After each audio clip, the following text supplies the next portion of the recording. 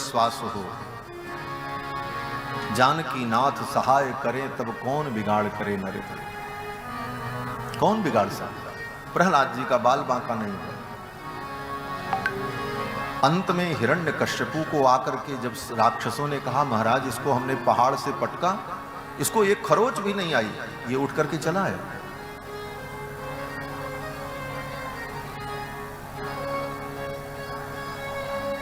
इसके ऊपर हाथी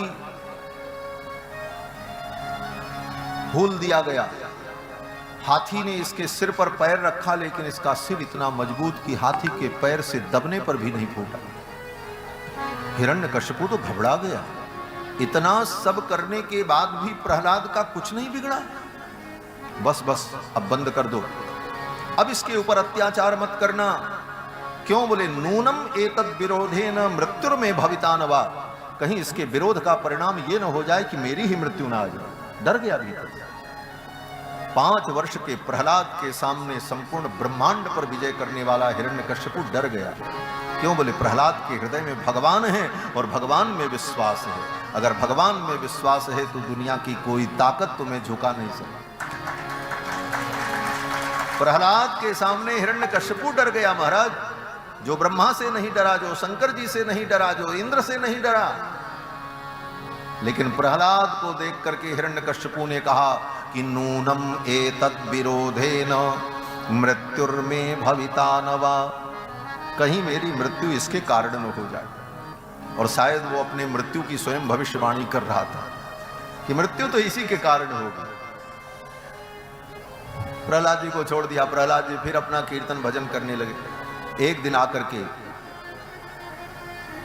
गुरु जी ने कहा राजन अब तो पानी सिर से ऊपर हो गया। बोले क्या हुआ? बोले अभी तक तो आपका बेटा आपके शत्रु का नाम लेता था, अब तो विद्यालय में सब लोग सीताराम सीताराम करते हैं, बस पढ़ाई बंद, सब भगवान नाम संकीर्तन करते हैं। हिरण्यकश्यपु ने प्रहलाद को बुलाया और डांट लगाई। प्रहलाद, ब्रह्मादिक देवता मुझसे डरते हैं और तुझे भय नहीं लगता? क्या कारण है? तू इतना निर्भय कैसे? तो प्रहलाद जी ने कहा जिसके बल से आप बलवान हैं उसी के बल से मैं भी निर्भय रहता हूं। जो सबका बल है, सबके अंदर बैठा है, उस परमात्मा के बल से मैं भी निर्भय हूं। हिरण्यकश्यपु ने क्रोध में कहा तेरा वो परमात्मा कहां है? प्रहलाद जी ने कहा वो सब जगह है। हिरण्यकश्यपु ने कहा इस खंभे में भी है।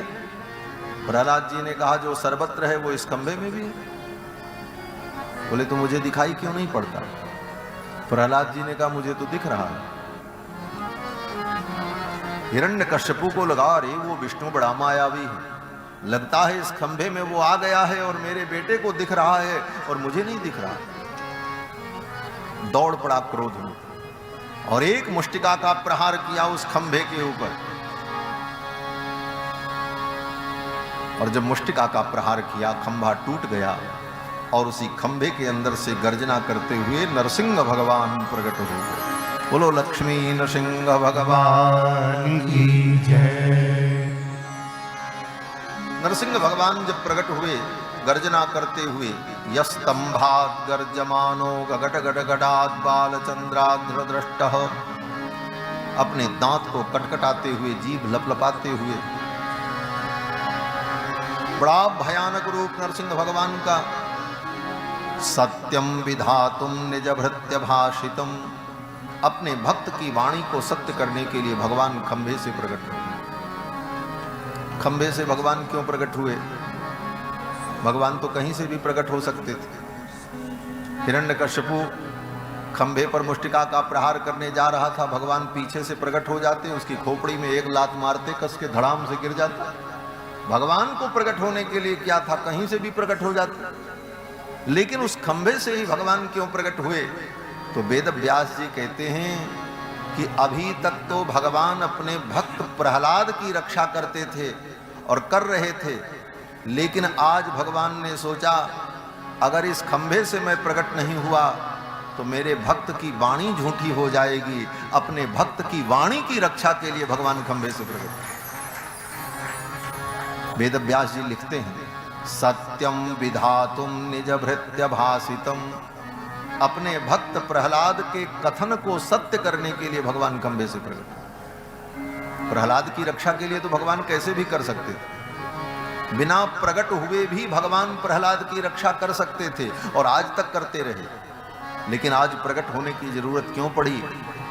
बोले भक्त प्रहलाद की वाणी की रक्षा की, मेरे भक्त की वाणी झूठी न हो जाए, नहीं तो मेरे भक्त का उत्साह कम हो जाएगा। और भगवान नरसिंह प्रकट हुए, हिरण्यकश्यपु को पकड़ लिया। हिरण्यकश्यपु तो जान गया मेरी मृत्यु आ गई। ब्रह्मा की सृष्टि में 84 लाख योनि में सिंह तो है और नर भी है, लेकिन ये तो न नर है न सिंह है, अपितु दोनों का संयुक्त रूप नरसिंह है। हिरण्यकश्यपु जान गया।